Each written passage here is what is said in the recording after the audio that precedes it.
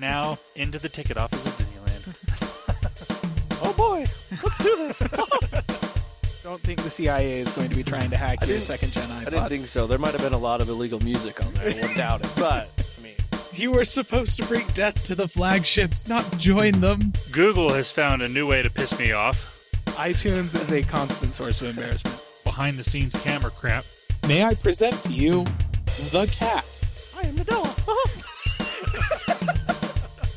Well, I can't do it anymore without laughing. I was going to do the whole thing. Welcome, everyone, to the Calling All Platforms podcast. I am your real host, Wes, and I'm here with Landon. Hello. I am not real. Oh, wait, no. Yes, I am. We're good. Yep.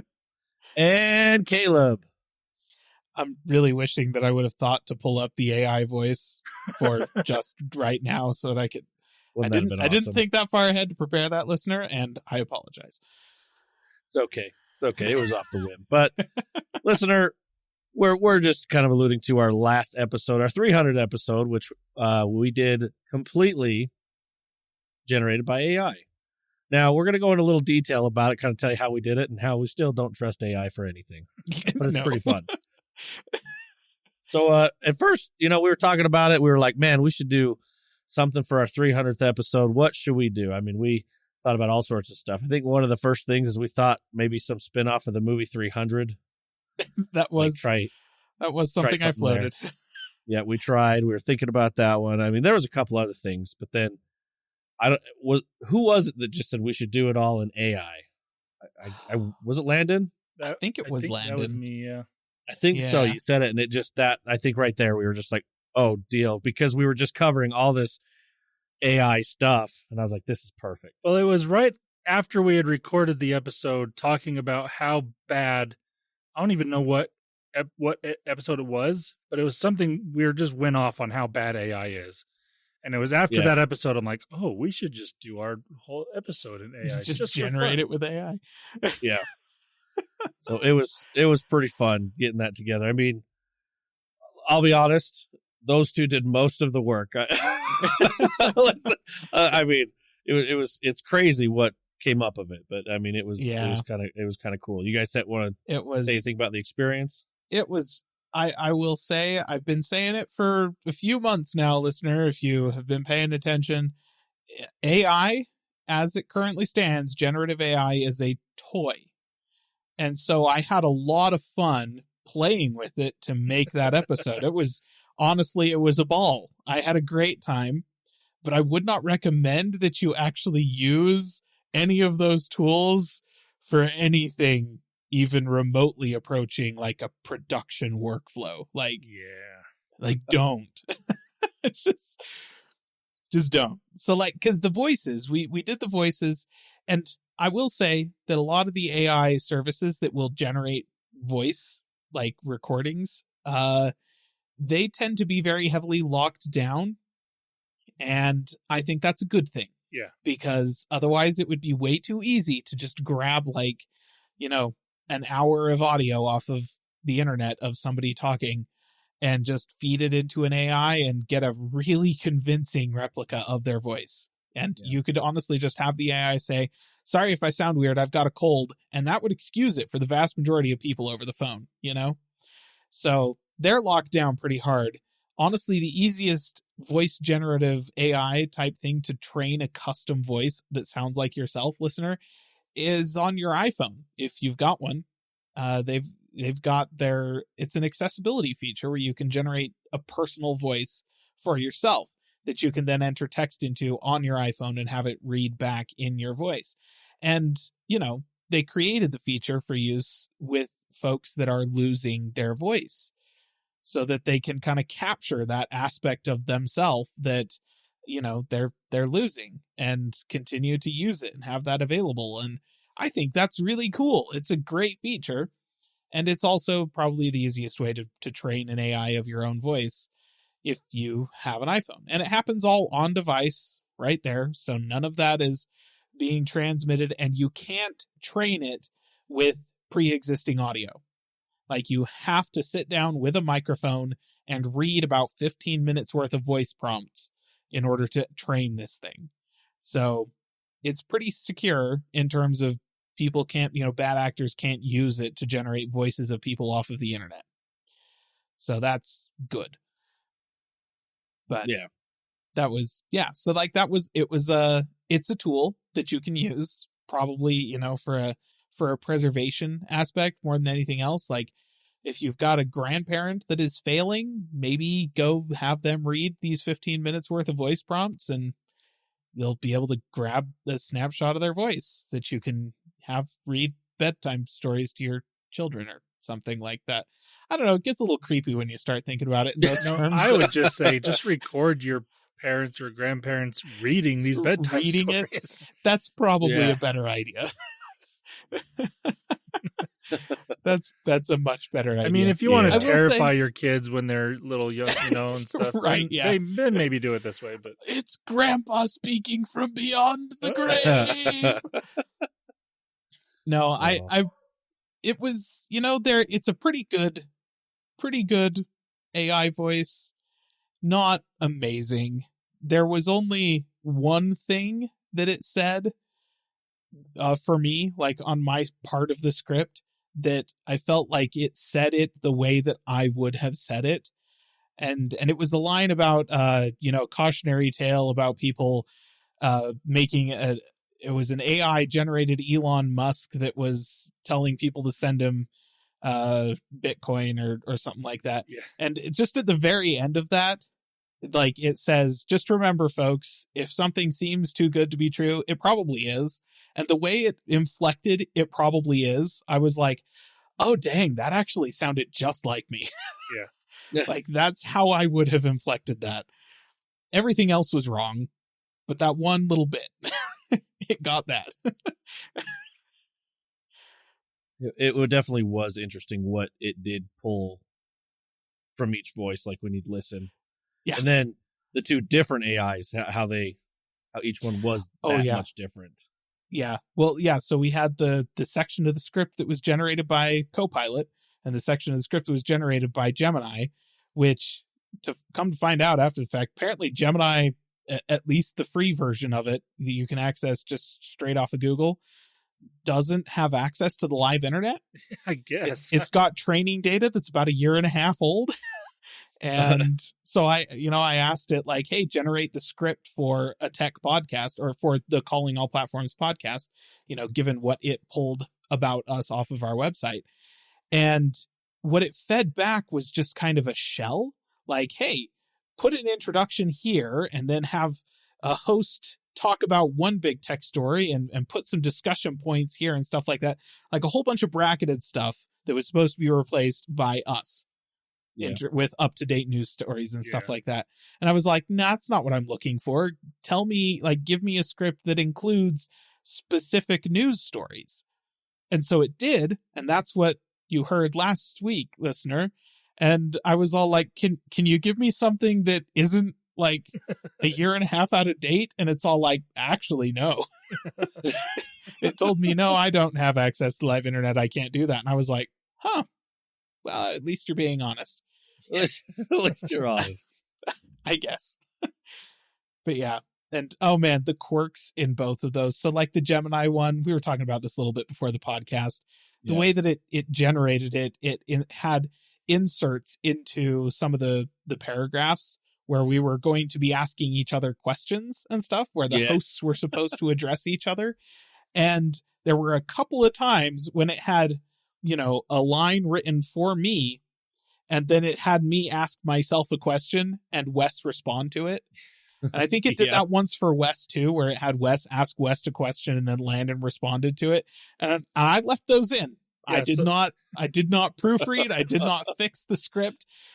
And then on Copilot, it had, a couple of times where it would say something like, oh, big or exciting news for Microsoft fans. NVIDIA's CEO did a whole bunch of stuff that has nothing to do with Microsoft. I know. And I'm like, what?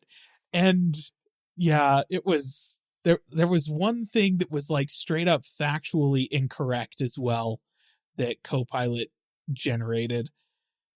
And I did a couple of scripts, and like one of my earlier scripts, it had pulled out a thing saying that Apple had put their AirPods on sale, or no, Apple had discounted the new Apple Pencil Pro and had made the analytical statement that like the Apple Pencil, oh, this is Apple making a big, competitive move in the portable device market. And I'm like, Apple didn't discount crap.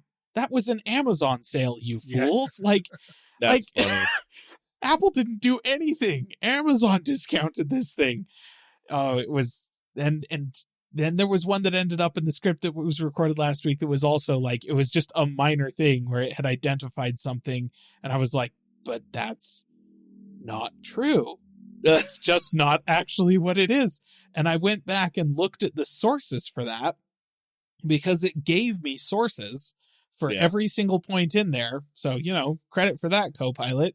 Except the sources that it had was a list, like they all linked to the same website, the same web page. And that web page was an aggregate of headlines from, I want to say, PC World or maybe The Verge or something like that. Oh. It wasn't any of the actual articles that talked about these stories. It was just the page that aggregated the headlines. So it was literally just summarizing the headlines of a bunch of Verge articles. And I was all like, that is the worst way you could have possibly gone about gathering this information, Microsoft. Like, what the heck? To be fair, that's how most people that use Facebook get their news. I mean, you're not wrong, but I like to think in my fantasy world that humans will actually click on a couple of the headlines that interest them and read the articles instead of just reading the headline and forming an entire opinion based off of literally 10 words. I know that's wrong, but, let me have my illusions. I like to try to be optimistic about the human race. Yeah, it's the AIs that are at fault, not the people. That's what it is. Man, it was pretty fun to do, but I guess we'll go ahead and move on unless we have anything other comments or anything on there. Landon, do you have anything you want to add? I will say my favorite, I had a lot of fun doing this just in general, but my favorite part was the music. And I also will say that so far, of all the generative AI stuff that I've personally used and also have seen other people using, the music one is by far the best at what it does. And like I had heard about, like I've heard songs generated by AI and different things, and it's like, oh, those were pretty good. And then when I actually went and did it, I'd heard about this Suno.com is what I used. I'd heard about them, so I'm like, I'm gonna go there because I've heard stuff from there. It's pretty good. The prompt that I put in there was extremely basic. I didn't tell it, like all I said was create an intro for a podcast called Calling All Platforms. And that's all I gave it. And I don't know exactly where it's getting its information from. It had to have gotten stuff from our website, I'm assuming, because I didn't tell it that we talk about tech news. I didn't tell it we talk about gaming or any of that stuff. And it got that in the lyrics. And I was very impressed. And each prompt gave me 2 different songs. So I actually did 2 different prompts. And so I got 4 songs total. And the first 2 songs both have the same text, and the second 2 songs have the same text. They're just different styles of music for each different one. But I was thoroughly impressed with that AI. So again, I wouldn't use that as anything professional by any means, but for fun, it's great. I absolutely love it. Yeah. And I was surprised at the music too. That's where it gets hard too, because for certain genres of music, the generative AI songs are honestly, they kind of slap. Like if you want just a pop song, it's pretty dang good. And I can't remember who it was. It like KFC or somebody had auto-generated music in one of their one of their commercials that was airing on I can't remember. It was like on primetime TV somewhere. It wasn't like just a small internet ad campaign. It was like a major ad campaign, and they were using AI generated music for it. And Adam Neely over on YouTube, he's a YouTube music educator, I guess you would call him, did a whole video talking about AI music and like what counts as like what is a musical Turing test, and has AI gotten to the point where it's like actually in that vicinity. And he went into a lot of detail about this, and he just made a statement toward the end of the video. He's like, I think the thing that makes me the most angry about this is actually that this song is like good. Like it's super catchy and like it's stuck in my head. I want to sing it. And he like does a little bass solo along with the song, and it's actually really cool. And he's just like maybe that's the most frustrating part about this, is that like at least in the realm of commercial music, like where you are writing a song for a brand or for a movie or something like that, we've gotten so predictable that this kind of thing can, like, computers genuinely can replace human composers and producers in that realm. And you know, it was an interesting little video, but I think you're probably right. Like I've never seen a piece of AI art that was convincingly not AI art, you know? Like I've seen really cool pieces of art generated by AI, but all of them were all like, they just felt so derivative, you know? Like to the point where I'm like, doesn't, there's nothing human here, and you can kind of feel it, even if you can't specifically tell. And AI voices and AI generated text of any kind, it's all still like, just speech is more complicated than computers can handle. It's just so much more complicated. But the songs, I listened to the songs, some of them, and there's moments I'm like, oh, was this just an actual producer like working on a tight timeline? And so they were kind of just like, I'm just going to do what feels familiar and comfortable to me and just, you know, crap something out for a paycheck. Yeah. That's kind of what it feels like. Like people do that. Yeah. Oh, I don't know. And like, I didn't go into any detail on these prompts. Like I could have added, like, make it a certain genre or different things like that. But I just went with what it gave me, and I was happy enough with that. So, and it was funny because as I'm listening to them, I'm over here like jamming out. I'm like, this is a good little beat. I like this. You know, it was fun. It's not bad. They're not bad at all. I mean, maybe if we ever do that again, maybe I'll like do a heavy metal version or something. I don't know. Ooh, that'd be cool. See what AI can do when it comes to that. You should do a country version. We'll have one country version, one heavy metal, you know. Both ends of the spectrum there. I wonder if you could say in the genre, not genre, but in the vein of Beach Boys. I'm sure you could. Oh yeah.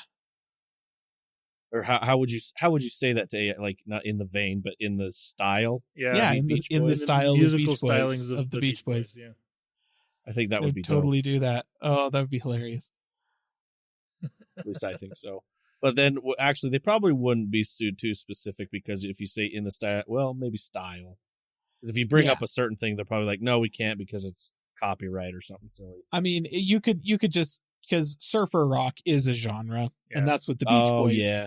The Beach Boys pioneered surfer rock as a musical genre, so you could just say a surf rock version of, and it would give you what you want. Also, along like with those, at least on the Suno.com, you can add your own text if you want and just have it make the music.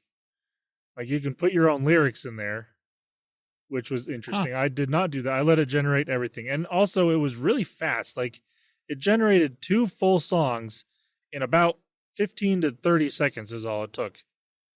And obviously, listener, you heard what it came up with. It's a lot better than I was expecting. Pretty quick. That's crazy. Well, and that was our 300th special episode. And then who knows what we'll do for the 400th. We'll see. We'll have to see what's going on. And honestly, I don't know how we top that. I know. Yeah. That's why I was saying that we have to see what's going on in the news, and maybe we could associate with it since AI is so big right now. It's kind of worked. Yeah, just see what's in the news cycle at the time. But speaking of news, let's go ahead and let's get over to that section, shall we? We actually have an event here. We have the Moto Razr event. Yeah, so a couple weeks ago, listener, we talked about how Motorola announced it was an announcement for an event that they were going to be having, and they were calling it the Flip the Script event, I guess is what it was. I don't know. But it was all about the new Moto Razr and the new Razr Plus. I'm just going to go over the specs really quick on these phones. So this is the Razr Plus. It has the Qualcomm Snapdragon 8S Gen 3. Man, Qualcomm is just getting worse. What the heck? Yep. Yeah, I don't know. So the internal display has a 6.9-inch, 165 hertz display. The outside is a 4-inch. Take that again. 4 inches. That's bigger than the original iPhone. Whoa! Now it's obviously a different aspect ratio. It's like a square, but yeah, it's a 4-inch external screen that's also 165 hertz, which, okay, Motorola, that's pretty awesome. Wow.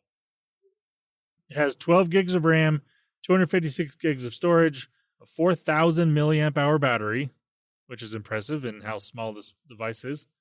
Yeah. It's got 45 watt wired charging and 15 watt wireless charging. Launches with Android 14, obviously.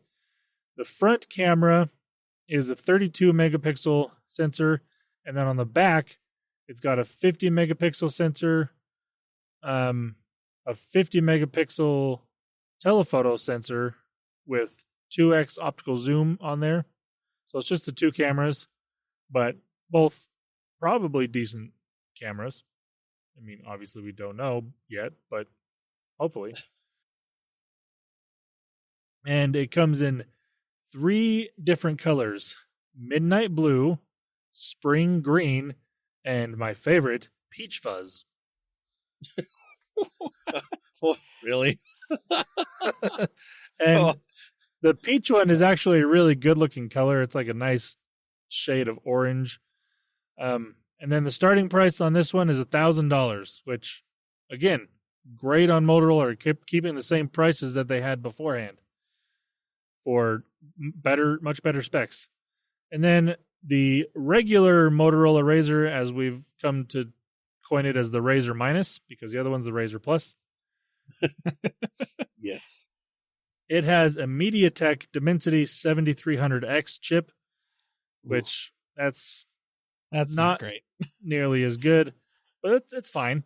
The screen on the inside is a 6.9-inch, same size, 120 hertz refresh rate.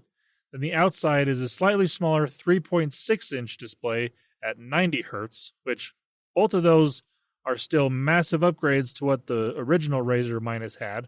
So that's nice. It's got 8 gigs of RAM, same 256 gigs of storage, a bigger 4,200 milliamp hour battery, 30 watt wired charging and 15 watt wireless charging.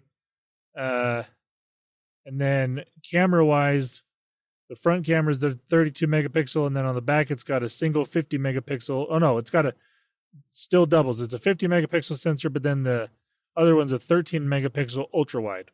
So different sensors there. This one comes also in 3 different colors: a koala gray, beach sand, and spritz orange. These names are very interesting, but I like them. Interesting. And then this one, the price on it is $700. So again, Motorola absolutely killing it for the pricing on flip phones, and the specs are not horrible, especially on the Razr Plus. I really like the specs on that one. And I mean, the Razr Minus, in my opinion, for $700, what you're getting is a great deal, I think. But those are the new Motorola flip phones. I'm impressed so far with what I've seen of them. I like their cover displays. I think they do a lot better on the software side than Samsung does when it comes to those outside displays. They're a lot more usable with how large they are. But yeah, I really like them. Caleb seems to be in shock for some weird reason. I'm just at $700 again. By the time the iPhone launches this year, I could probably get one for $5. I could probably get one for $500. I mean, that is fair. The Razrs have pretty much been on sale since their launch last year. So, yeah, probably. I mean, they'd look really good, too. I mean, yeah, you could look pretty good. Yeah. Surprising, yeah. You know. This and it's like it's got the wow factor. That outside screen looks super sharp, especially on the Plus, but honestly, even on the minus now. The screen on the minus is like kind of makes the Samsung Flip. I mean, it's about the same size now as the one on Samsung's Flip phone, or no? Theirs have always been smaller. Samsung's is still only taking up like half of that rear space there. I don't know. Yeah, it makes the Samsung look like a turd, and it costs like $500 less, $600 less, something like that. I think their main one starts at $1,200. Or I guess they only have the one flip phone. So yeah, I think it's either $1,100 or $1,200. Oh my heck. That's just if it wasn't the fact that I was going to get locked into probably no major OS updates, very possibly no actual software updates, and who knows what kind of software is shipping on Moto devices these days. I have not used one in years. They are relatively stock Android, like very similar to Pixel. They do have a few little tweaks here and there that actually have gotten really good. Like this Motorola stuff that's inside is actually pretty useful and beneficial. So actually the software side of things is not bad, but you are correct on the updates. Yes. Ever since Lenovo has bought Motorola, the updates have not been great. So that is definitely something to keep in mind. Oh man, that is so tempting in a world where I just know that this year's iPhone is going to be incredibly underwhelming. And not just because they won't be shipping a small sized phone. Like, to be clear, anything that isn't an iPhone mini is underwhelming to me now. Since they shipped the perfect phone back with the 13 mini, and I don't know, can't get over it. Oh, but those Razr phones, they look pretty that cool. Folds in half, man. Yeah. That's also pretty dang small. Yeah. And if you're feeling the nostalgic bug, remember back in the day with the original Razr, they had that bright pink version. They have that here. I don't know what color it's supposed to be, like the name of it, but looking at the pictures, they have that bright pink that is very flashy, and it's actually a really good looking color. So if you're nostalgic for that, there you go. You got that back as well. Mean, let's be honest, like everybody else in the late 2000s, that didn't have a Razr. I wanted one. Gosh dang. I did have one.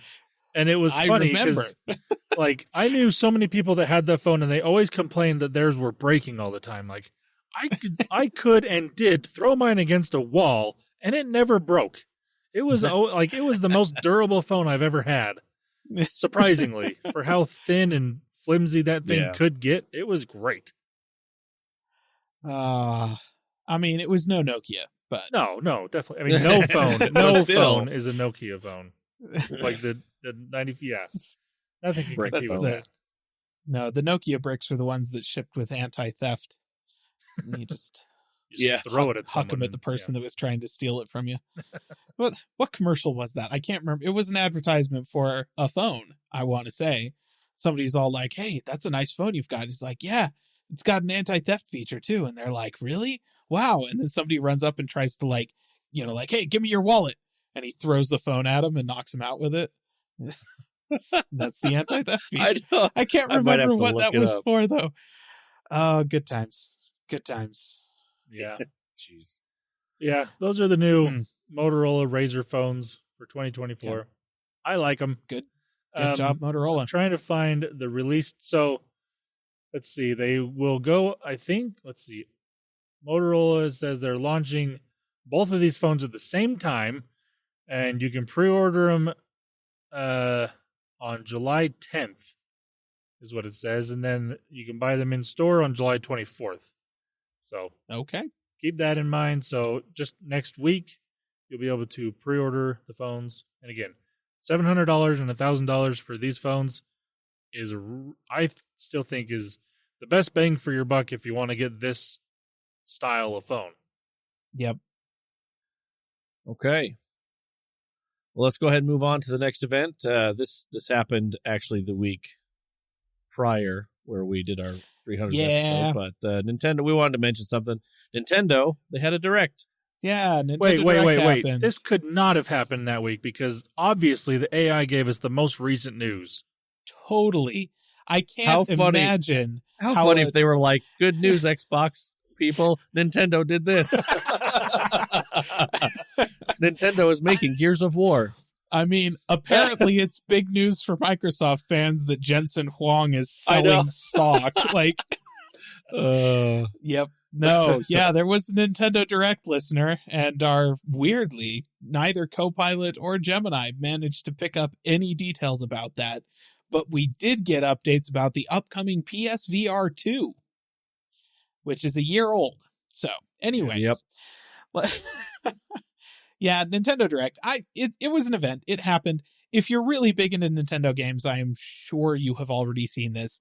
If, however, you are a parent of children who are big into Nintendo stuff, you might not have heard what they talked about, but you're probably going to want to know about it sometime in the next few months. So here's a quick rundown of the major points that Nintendo made. I guess first and most prominently is when we talked about all the video game stuff a couple of weeks ago, I mentioned that there were a few games that nobody talked about during Summer Game Fest and that kind of thing that I was like, I'm pretty sure these are all dead and they're never actually going to launch. One of those things that I did not mention in that list because Nintendo's Direct hadn't happened yet, but I was convinced it was on that list, was Metroid Prime 4.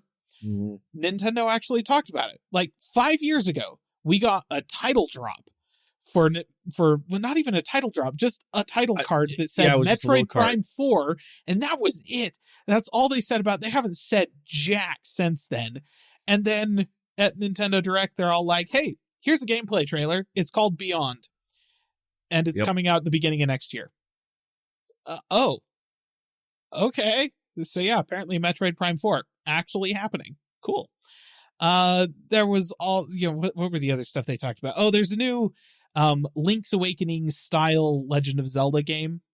So not like, Breath of the Wild type, this big expansive RPG thing, but more like the remake of Link's Awakening that came out 3 years ago, whenever that was. It's called a name that I can't remember, but I do remember the most important fact about this is that you actually are not playing as Link in this one. Like something of wisdom. Yeah, something like that. It's The Legend of Zelda. You're playing as Zelda. Like you are Zelda. Player character is Zelda. Finally get to. So now your grandma will be like, "Oh, are you being Zelda today?" And you can be like, "Actually, for the first time in 25 years, actually, grandma, yes, yes, I am." Except for that one time you accidentally purchased a Philips CDI and played that horrible FMV game. Oh yeah, on there. In which case, that wasn't a fever dream. I'm sorry. So yes, that's coming end of this year. Alongside, there was a new Mario something or other called Brotherhood or something. It's not an Assassin's Creed game, I promise. I checked. Yeah, Mario Brotherhood. Could you see those two under a cloak and hood with daggers coming out of their sleeves? Yeah. So it's like a co-op type, 2-player mostly. I'm assuming there's a single-player mode as well, where it's Mario and Luigi doing platforming stuff. I don't know. Didn't really pay that much attention. The one that I did pay a little bit more attention to, marginally so, is there's a new Mario Party coming called Jubilee, I think. Or Jamboree. Jamboree Jubilee. There was something like that. This is great podcasting right here. Look, you should have gone with mine, Ginormous. Mario Party Ginormous. I know for a fact I'm going to be buying that sometime next year because one of my kids is just over the moon with Mario Party. He loves it. and nobody else does, but we play No with him one else because we feel bad. It's Mario Party, man. It's just like it's like playing Chutes and Ladders with extra steps. Anyways, Yes. there was another one I'm forgetting. Wes, what was it? Oh, jeez. We talked about Metroid, we talked about Zelda, we talked about Mario, and also more Mario. Oh, Dragon Quest 3 is getting a remake. Oh, They talked yeah. about that. That's coming at the end of this year. They also teased that Dragon Quests 1 and 2 are also going to be getting remade next year, I think. So Dragon Quest, as a, it's one of the foundational JRPGs from back in the day, so getting a full-on remake that's pretty cool. Yeah. Especially if you've got nostalgia for the franchise, which I don't. I have never actually completed a JRPG. They just don't vibe with me real well. You call Final Fantasy VII a true JRPG? Final Fantasy VII's a JRPG. Absolutely. So I've completed a JRPG then. There you go. You got one under your belt. Can I tell you how far I made it into Final Fantasy VII? About an hour. Yeah. Which is to say, I approximately 0.01% of the game. Yep.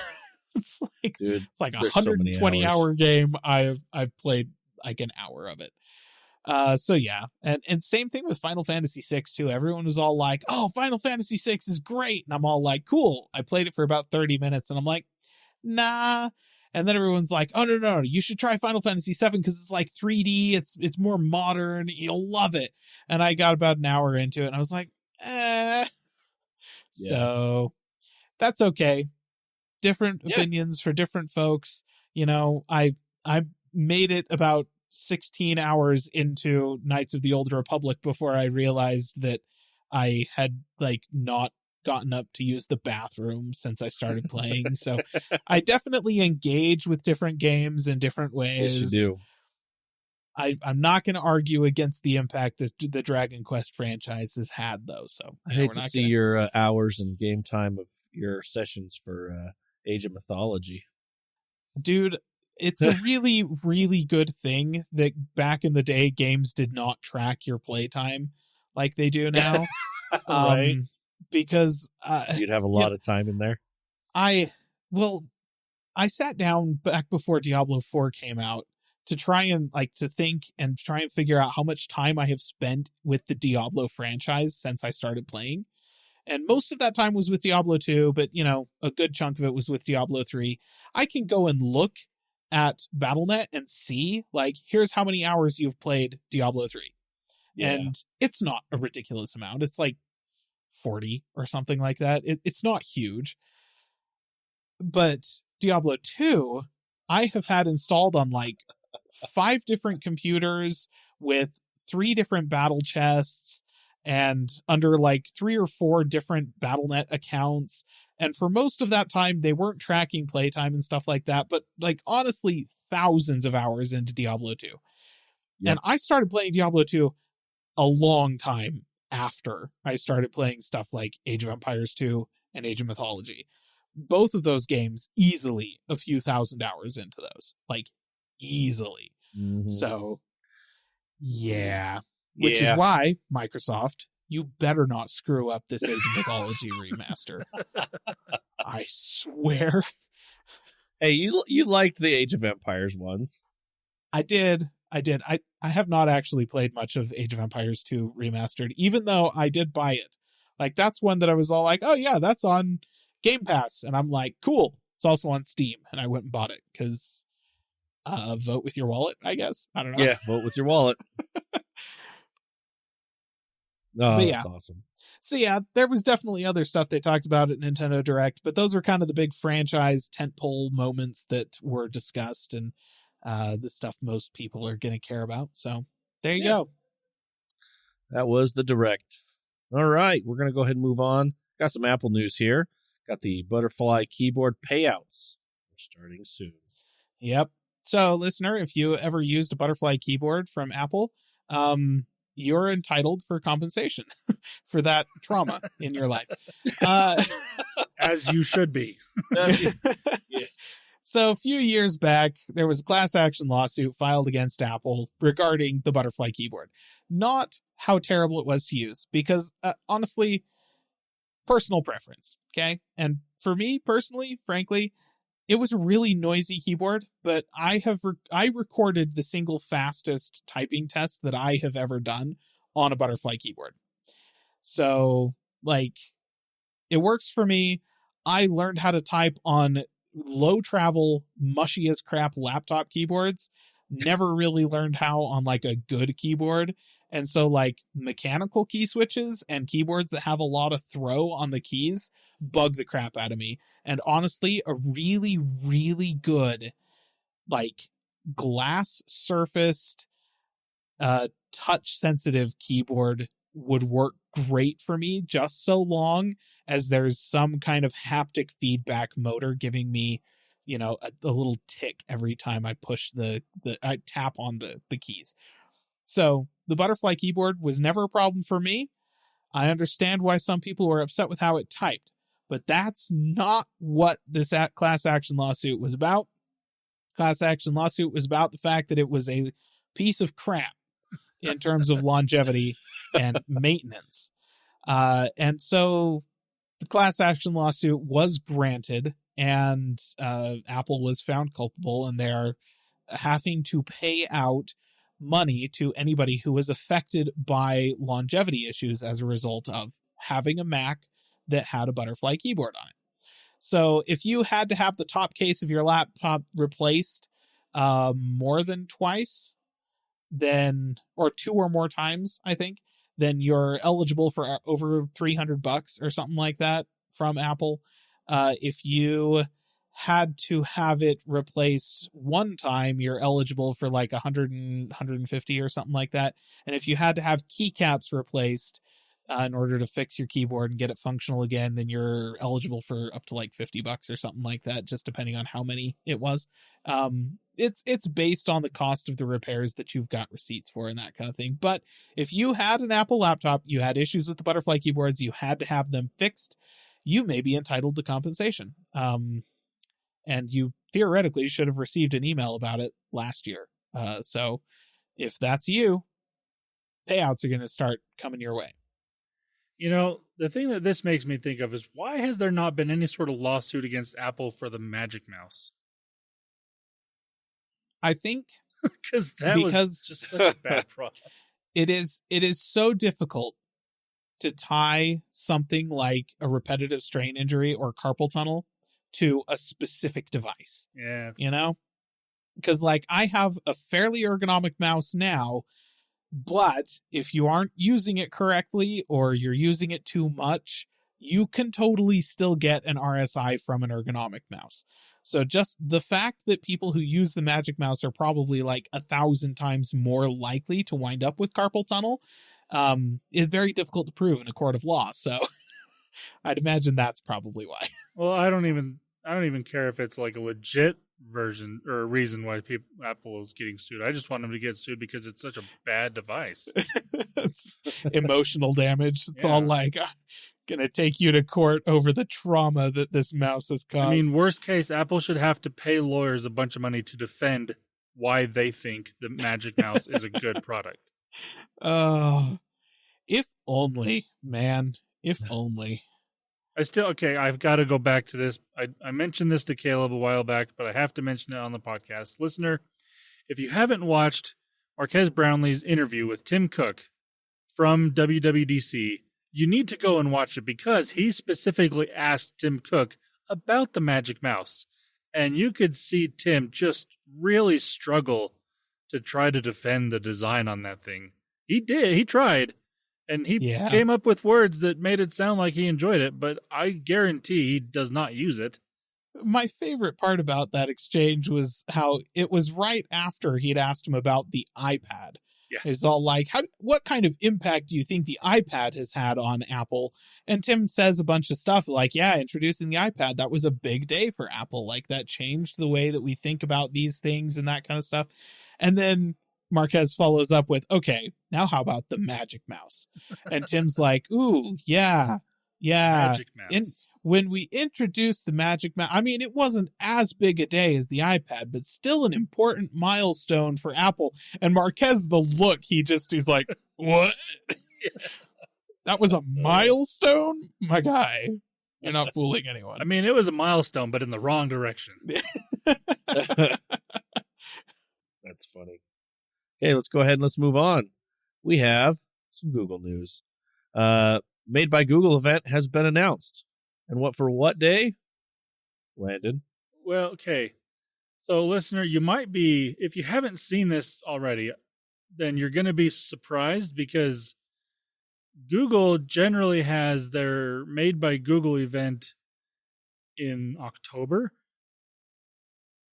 And, like, they have, I'm trying to remember what the first Pixel Fold, when they announced that. Was it in August? I can't remember. It was I think so. Yeah, maybe.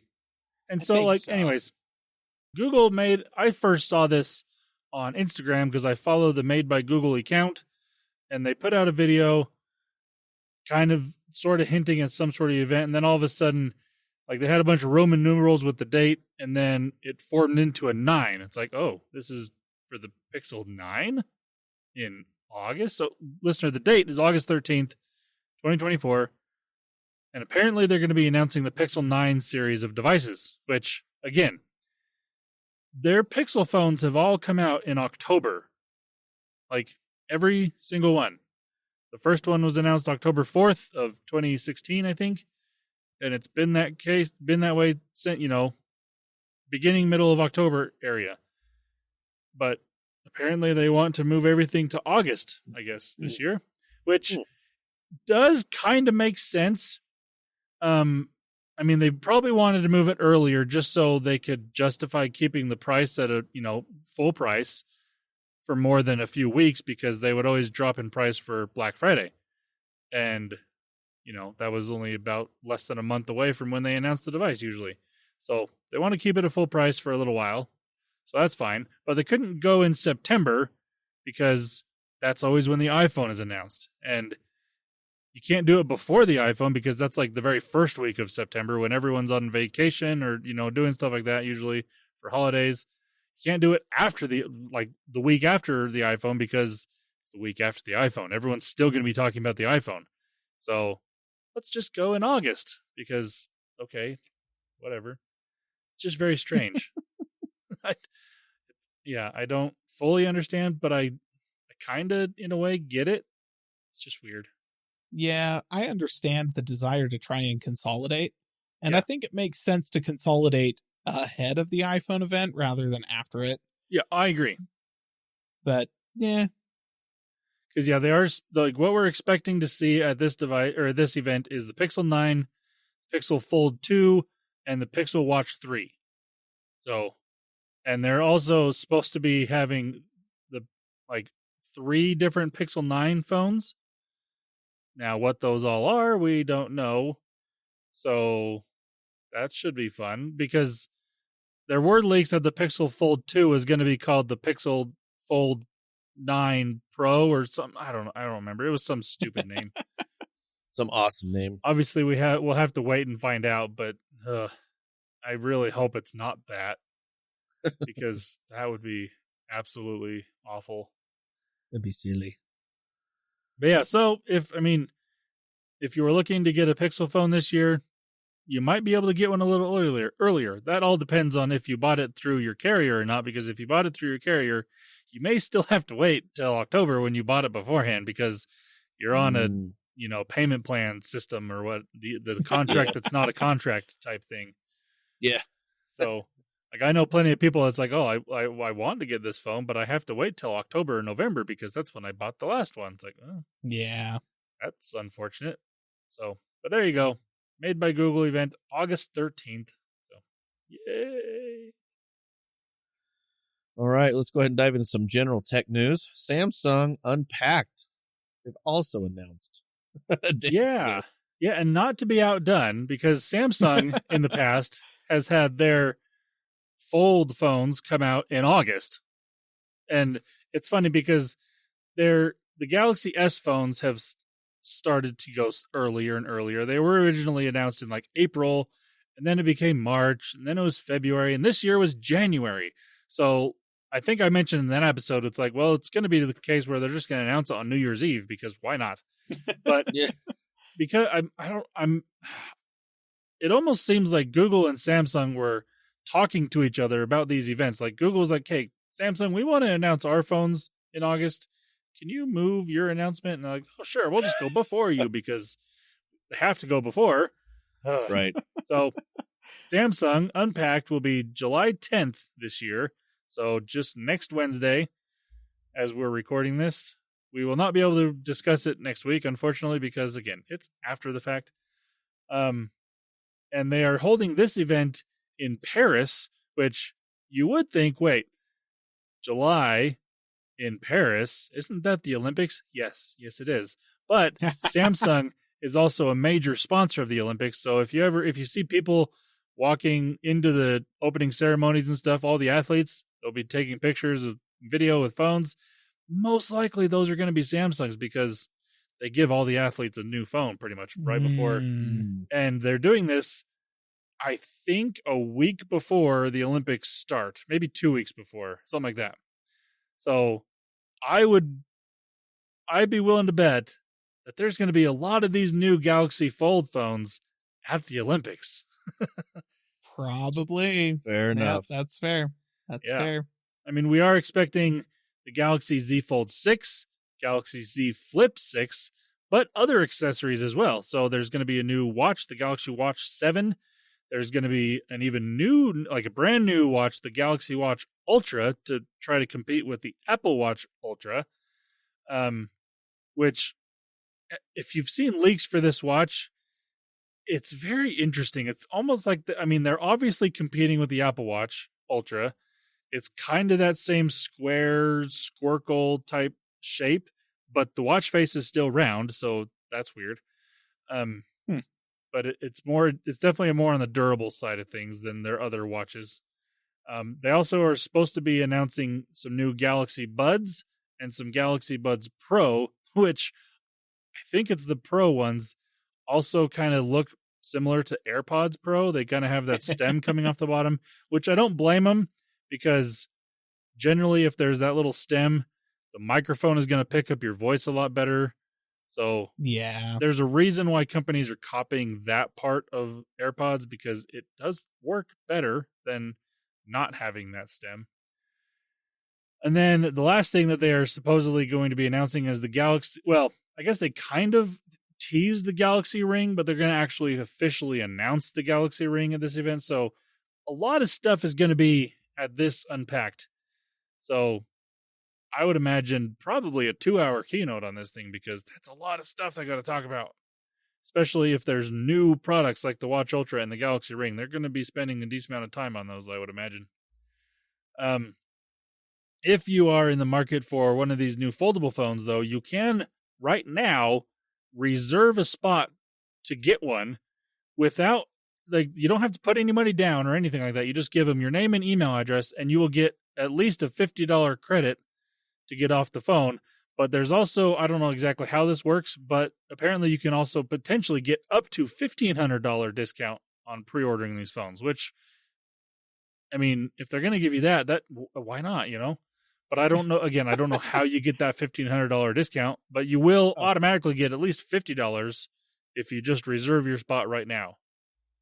So, and all you have to do for that is your name and email, and you don't even have to buy the phone. You don't have to commit to buying the phone.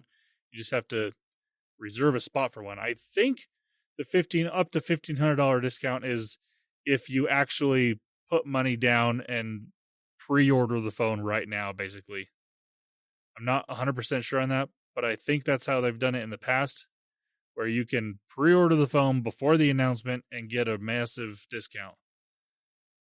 Which, I mean, if, you know, that may not be the worst option, because then you just get the phone and then sell it for, you know, $1,000, and you're going to make $500 off that. There you go. Yeah, that's true. That's fair. But yeah, so next week, Samsung Unpacked, all the things. All the things. Awesome. Next piece of general tech news, Amazon Prime Day. We decided it's going to be July 16th and 17th. Yeah, so listener, if you Wait, weren't... that's 2 days. Well, I know. it's like a 48-hour event. I don't know why they call it Prime Day. Amazon. I know. I was reading that and I'm like, that's two. In my head, I'm like, that's two, but okay. Amazon, that's not how calendars work. It is in Amazon land because it's been that way forever. Prime Day Jeffy, has always we've been talked about 2 this. days. Yeah. But I mean, if you weren't already aware of this, I don't know. If you ever have gotten on Amazon in the last 2 weeks, you knew about this already because it's all, you can't open Amazon without knowing that Prime Day is coming. So, right. But if there's any product out there that you have thought about getting or, wanting to get in the near future, maybe wait till Prime Day because it'll probably be on sale. But also keep in mind that some of these products slowly raise the price and then drop it just for Prime Day and make it seem like that's a really good deal, when in fact that is just a regular price that it was 2 months ago. And there are websites that can track that for you. The one that I use is called camelcamelcamel.com. They will give you a price history of whatever it is that you are looking for, and it'll tell you that if it's actually a good deal or not. So just keep in mind that most of the products on there are doing this type of thing. It might be some sort of a deal, but it may not be as big of a deal as what they're advertising it as. Fair enough. Look forward to that if you have Amazon Prime. All right. Well, we're going to move over to some gaming news. First thing on here we got is Arc Battlemage. It's happening, but we're not positive what form. Yeah. So, listener, you may recall that we were all like, sort of excited about the launch of Intel GPUs, dedicated GPUs. I warmed up to them over time as they made driver improvements and released software updates and stuff like that. They got a lot better. And now Intel Arc GPUs are to the point where for mid-level and low-end gaming PCs, the price to performance is actually a really good value proposition. So definitely worth looking at those if you're building a kind of a mid to low range gaming PC. So, in a GPU market that I can only describe as it's kind of hopeful that Intel might be coming up with something really interesting to inject into the market with their second iteration. Codenamed Battlemage, these new Arc GPUs have been kind of in the background of the news cycle for a while, simply because we were pretty sure that Intel was working on them. They'd shown a little bit in their roadmap slide presentations and stuff that they've given over the past year, but we hadn't really seen any indication of them existing on the market, right? And so it was kind of like, what are these going to be? We know they're doing something, but what exactly is it? So this past week, we had a couple of things, a couple of listings pop up in regulatory databases that indicate that Intel is developing new GPUs, and they are, in the process of testing them, getting trademarks for them, so on and so forth. The problem is, the last time they did this, there were a lot more listings than there are this time. So that could indicate that we're still like, we're doing early tests. This is early run stuff. It could indicate that we're a lot more efficient with it this time. We've pared down what we're listing. We know exactly how many cards we're going to be launched and stuff like that.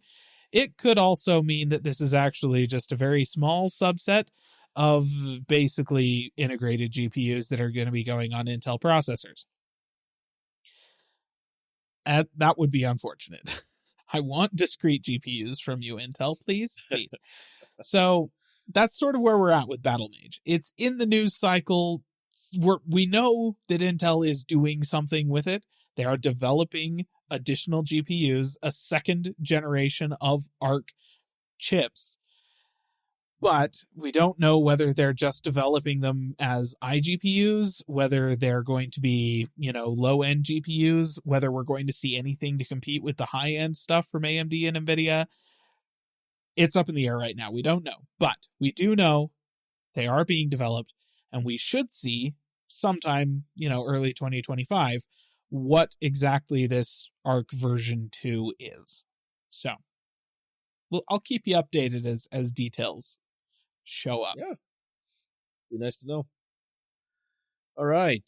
Next thing in here, insiders suggesting work on high-end GPUs from AMD and NVIDIA may be slowing.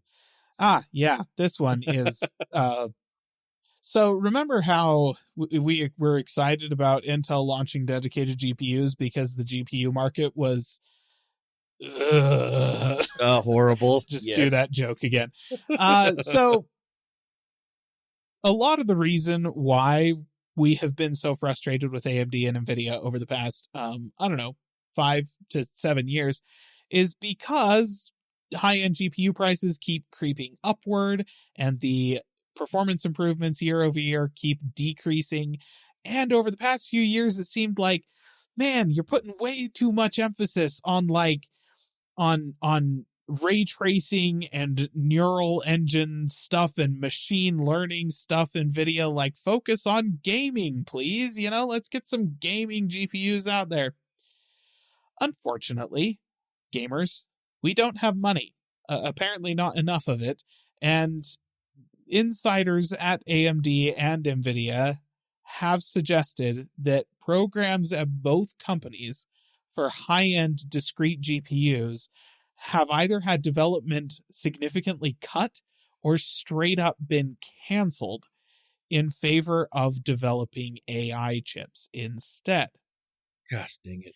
So, cryptocurrency stole all of our GPUs for several years, back in 2020. And now AI is going to be stealing all of our future GPUs. Because not necessarily because they're taking the actual GPUs, but simply because the silicon and development effort that could be going to high-end GPUs, it sounds like AMD and NVIDIA are financially incentivized to put those resources towards AI chips instead. So, if AI itself being just generally kind of shady and sketchy on it the whole and bad for the environment and all of these other things isn't enough to sway your opinion against it, listener, how about the fact that it's entirely possible you're not ever going to be able to buy a high-end gaming GPU if this emphasis on AI continues to happen? Because AMD and NVIDIA are just going to stop making them, and the best you're going to be able to get is whatever ARC Battlemage turns out to be. Oh gosh, don't say that. So don't say that. That's where we're at. Oh. So I don't know how many more reasons I need to give you to hate AI, but there's another one. Dang. Well, that's sad. We're going to move on. So, Xcloud is coming to the Fire Stick, the TV Fire Stick. So Microsoft has teamed up with Amazon to bring the Xbox Cloud Gaming to select Fire TV devices. Basically, just kind of what they did with Samsung is there'll be an app for you can download and you can cloud stream Xbox games. So with the Fire, it says here's the list of them. They'll be available on the Fire TV Stick 4K and the Fire TV Stick 4K Max. Where if you are an Xbox Game Pass Ultimate member, you will be able to connect your Bluetooth-enabled controller to access over the 100 of cloud-enabled games. The controllers, they did say, would support not only the Xbox wireless controller, the Xbox adaptive controller, as well as Sony's DualSense or a DualShock 4 controller that you can connect up to those. Frickin' wild. Hey, Xbox. Now, make it so that my DualSense works with your frickin' games on the PC. Why the crap are there not drivers built into Windows for that yet, Microsoft? Sorry, just had to get that out there. Yeah, like, evidently it works. You've acknowledged right here it's a functional game controller. Just anyways. And they did say that, and for those of you that don't have Xbox Game Pass Ultimate subscription, Fortnite remains the only free-to-play game available on Xbox Cloud Gaming. So, oh gosh, there you go. So if you don't have that subscription, there you go. But it does say that it will. Let's see right here. It says it will next month will be available on the Fire TV there. So if that's something you want to take a look at, there you go. More cloud gaming. I guess I tried to actually dig a little deeper to see, like, does this kind of take away Luna? There, yes, Amazon did have a Xbox right. or had a cloud gaming thing. I also thought about. I'm like, wait, don't they have one? Man, I'm not sure. I don't know. I keep forgetting that thing exists. You know? Yeah. So I don't know. As far as I know, they didn't kill that off yet. Like, yeah, as far as I tried to look, I didn't see anything if they had brought it up or anything. But who knows, if this takes off, they may just be like, Microsoft will partner with you. You just keep giving us your stuff for the Amazon Video stuff, like the Fallout show and all this other stuff. Might be a deal there. Who knows? But yeah, that's available for everybody. I also wanted to mention those of us that have played like Forza Horizon 4, the delisting of Forza Horizon 4 will happen on December 15th. The reasoning for the games to be delisted like Forza is licensing to cars, licensing to music. They're just not renewing them. Now, man. which kind of sucks, but something I thought was kind of cool that Microsoft is doing. If you bought any DLC, say you had this on Game Pass and you maybe bought some DLC to it but didn't buy the game, they have been giving people the game that have bought some sort of DLC, or just say if you want it and then you can give it to a friend. So they have been doing some cool stuff like that I think is cool. But well, that's good. But you still, you own it, if you still own it, you can still play it. They're keeping the server. As far as I know, they're keeping the servers up, but you just won't be able to buy it. Yeah, my big question is, are they going to make it so that you don't have to have a server to play the game? I haven't said any. I haven't looked and heard anything. Because they really I guess should we could work look at on Horizon that. 3. We could look at Forza Horizon 3 and see if they did that. Well, Horizon 3 launched. Wasn't there an Xbox 360 version of Horizon 3? I think 3 came out at the beginning of Xbox of the one, maybe. I don't think there was 3 because on our 360. I'm fairly confident that from the beginning you could play Horizon 3 offline. Horizon 4 you couldn't, because it was like, with the real-time weather and stuff like that. Like, Horizon 4 was supposed to be the big massively multiplayer online thing. Mm-hmm. And so it was, different. Like, Horizon 3 had a bunch of multiplayer options and modes and stuff like that, but it wasn't MMO the way that Horizon 4 was supposed to be. So I know that from the beginning, Horizon 4 required an internet connection to play, but it would be really nifty, Microsoft, if before you stop releasing updates for the game, you were to just push a final patch that makes it so that you can still play the game offline. Like, you can have the game and do single player modes when the servers have shut down, so that you don't pull a Ubisoft and crew this thing and just kill the entire game. And like, suddenly people who have the game, own the game, have been playing the game for years, can't anymore. Because Ubisoft did that, everybody was pissed. This is a good opportunity to gain some goodwill, Microsoft. Just make an offline mode. Maybe I'm looking through here. It just says, this is just coming from an article real fast from throughout.com. It was just mentioned that it will be no longer available to purchase after that date. It will remain playable for gamers who own it, though some live content will soon be going away. So I don't know what live content, quote unquote, is. Yeah. But Well, I wonder. That's all that it says on that note right now on that. So Yeah. I feel like, I don't know, anybody who is building a live service game who is not taking into consideration the end of life for that game is doing a disservice to everybody. Now, it's one thing if you're creating a free-to-play live service game. I feel like that's different.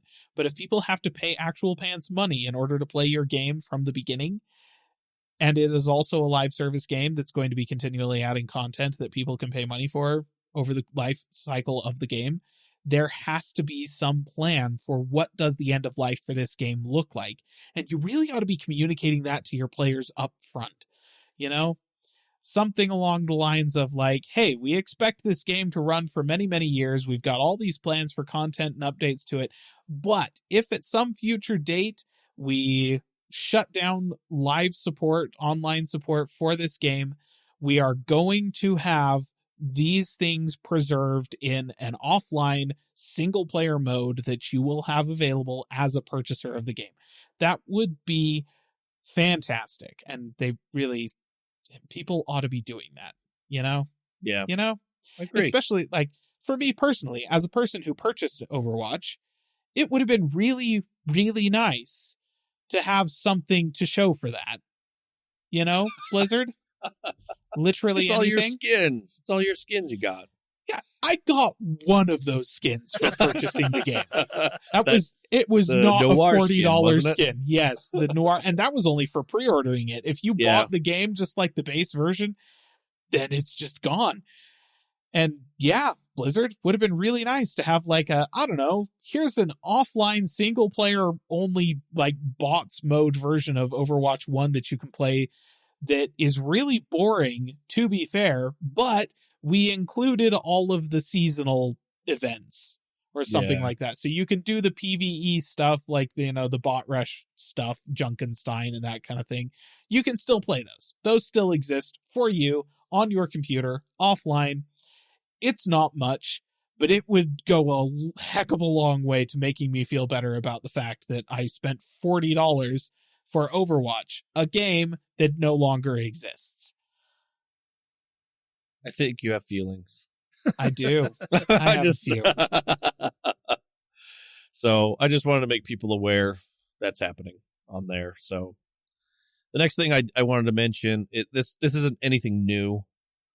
This is just something I've been seeing that a lot of people have been having issues with that I feel that wanted to talk about. So those of you that have been buying the Xbox 360 games, because the 360 store is leaving in less than, 29 days? It's going to be gone. So a lot of people are setting up their old 360s, buying 360 stores. Now, something that people have been asking me quite a bit about that have been buying and been like, oh, I want to play an old, or like they saw the new Gears of War and they're like, man, I want to go back and replay those old 360 games. But Microsoft, for some reason, the Xbox 360 itself won't let me sign in. I'm using my Microsoft password, but it keeps telling me it's the wrong password. So what Microsoft's done, and I just kind of wanted to throw this out there, is for anything that's on the Xbox 360 store, you have to create inside your Microsoft account an app password. It basically creates just a big long password for all these older apps. And what I've learned is that it's because of authentication, old authentication versus new authentication. Two-factor authentication isn't supported on older devices. Correct. Like that, so you have to have special passwords for them. So if you're like having issues downloading even on your new console, say your Xbox Series X or S, and you load up these games and it won't load your profile inside, because what it is when you try to play it, it's an emulator of the 360. Then it's trying to download your 360 profile and you're having issues with it. What you have to do is you go into your Microsoft account and it's in the security and sign in. You look and say, I would like to create an app password. It will give you that password, and that's the password you will use to put in to an Xbox 360 itself or on your newest Xbox, when it tries to download your 360 profile, that's the password you will use. When I looked online, apparently this is a very big thing that people had no idea. There's a lot of YouTube videos, people complaining, but this is what you got to do. And so I figured I would explain that because people are trying to buy these old games, because the 360 store's going, and they're trying to play them. They can't bring the profile because of this reason. So that's what you have to do. Go on your Microsoft account, create yourself an app password, and that's the password you'll use for your Xbox 360. Pretty simple. It's nothing new, but it's because of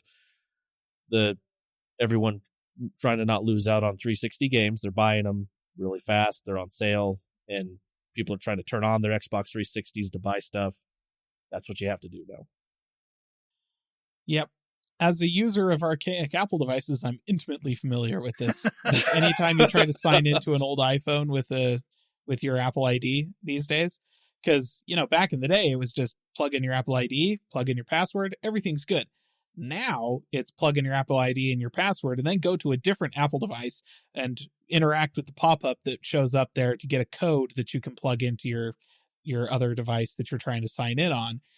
And those interfaces, those software interfaces don't exist on the iPhone 4S, for instance.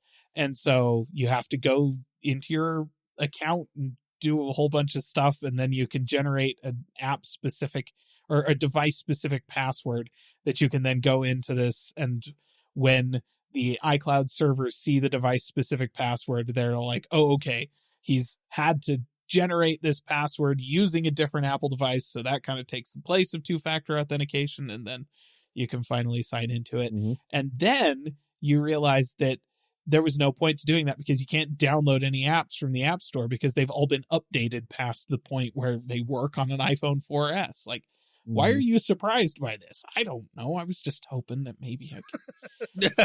Just really wanted to play some Temple Run, okay? I was going to say, you just really wanted to play Flappy Bird. That's what it was. That's what it is. But also, side note, you'll have to do this as well, PC players, if you are doing the cloud streaming of a 360 game to the PC. Same idea. It'll still try to emulate. Like if you want to play Gears of War 1 on your PC using obviously controller, and it's for the Xbox, it'll be still an emulator they use to cloud stream to your PC, which you will need to do as well. I know this because someone had asked me about it. We worked it out and we did the app password thing and it worked. But before they were having such issues and were very frustrated. So you will have to do this app password. So same with you, PC. If you're playing, like I said, it's for just the console. There's not like a PC version, quote unquote, but you're still playing, say, the original Gears of War, and you want to play it on your PC, but you're cloud streaming it. It'll do the same thing. So I just wanted to bring that up just because I've run into quite a few people asking me this question ever since they saw the Gears of War trailer, actually, and obviously the list or the store going away. People are buying and trying to see if it works and stuff. So you'll have to do that as well.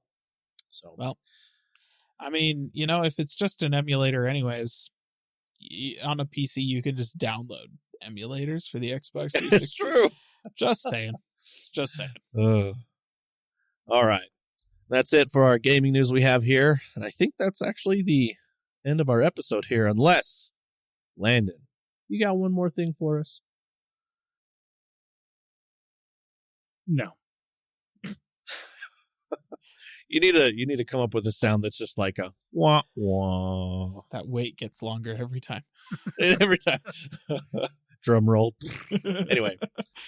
All right, dear listener, we appreciate you listening to the end of the episode. Starting another 100 episodes, hopefully, to our march to 400 episodes. Who knows what we'll do for that 400th episode, but we appreciate you listening this far. If you want to get a hold of us, you can on all of our social media platforms. You can take a look at the brand new video that came up on our posted one on our YouTube channel. I actually saw that. Tides you over for another year, listener.